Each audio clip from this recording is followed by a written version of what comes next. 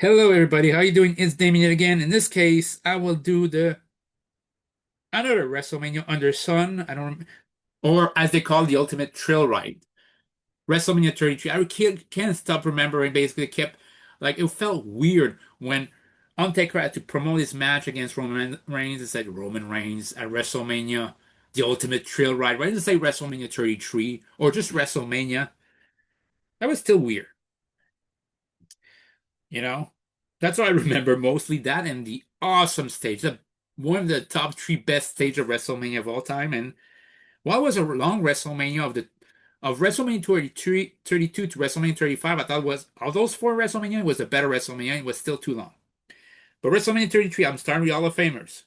Kurt Angle will headline that Hall of Fame. Like in real life, he was W champion, he headlined at WrestleMania.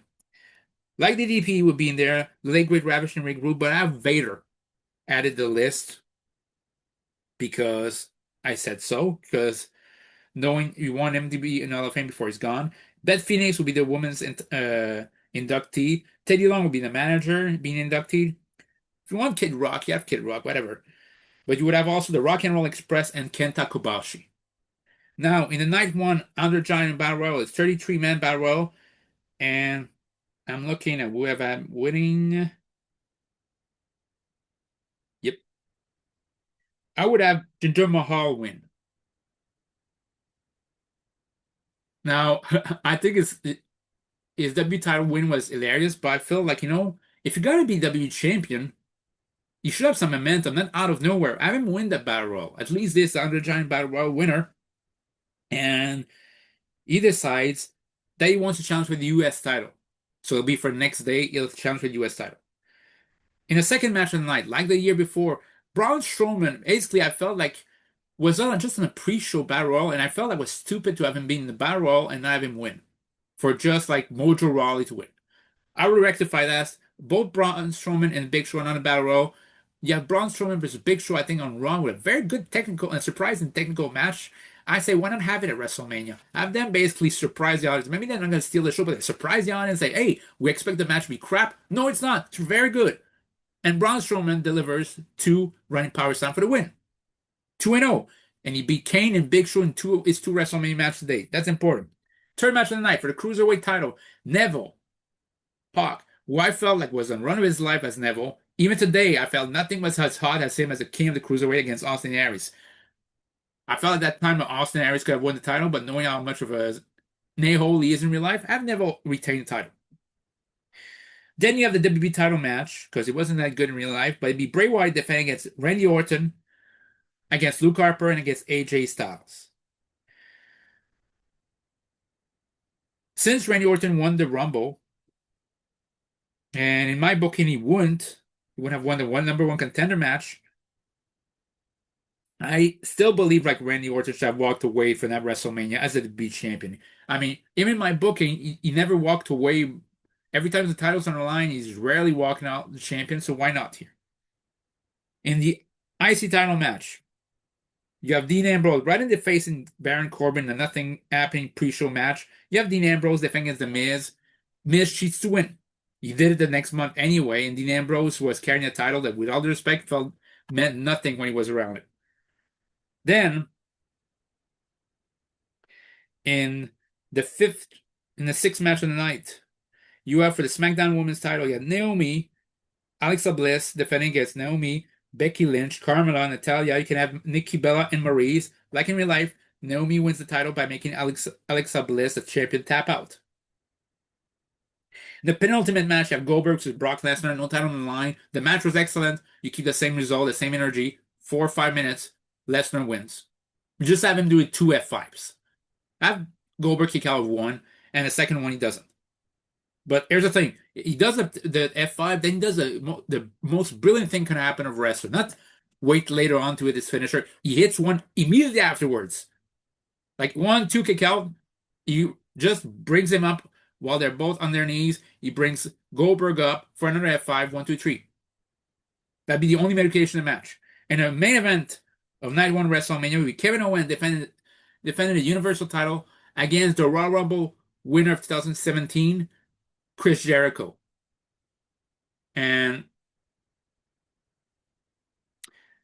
since they're gonna wrestle next month anyway, why can't you just give the title to Chris Jericho? Like have him win. I wanted to win a world title as a face, and he never did. I thought it was weird. A guy was mostly a face, or at least 50% of the time a face, never won a world title as a face, and I would have rectified that situation there because it'd be his last WrestleMania match for a long time. And the very worst, you have him drop the title back to Kevin Owens next pay-per-view. So that's okay. So that'd be my night one of WrestleMania. Night two would start off with the US title match. It'd be Dolph Ziggler would regain the title. He was in real life. It was the US champion was at that time was Chris Jericho, but Chris Jericho barely defended the title. So you could have Ziggler cheat to win the title and defends the title against Sami Zayn, Samoa Joe, and Jinder Mahal. I know that Sami Zayn was traded to SmackDown. Have it done beforehand. Samoa Joe still on Raw. So I want to have Samoa Joe win. Sami Zayn, there's part of me who feels like, okay, whatever.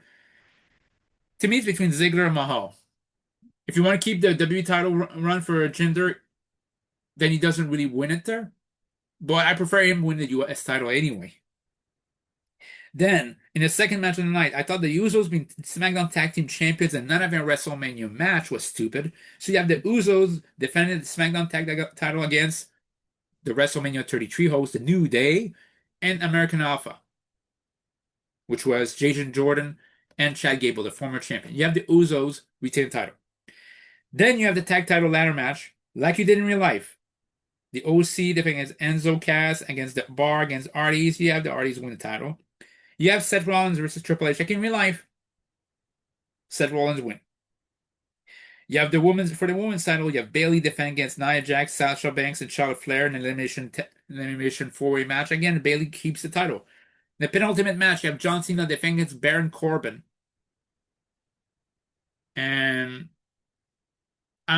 that's actually a match I don't know who's gonna win, but I do know that Baron Corbin hits the hand of days, nobody kicks out.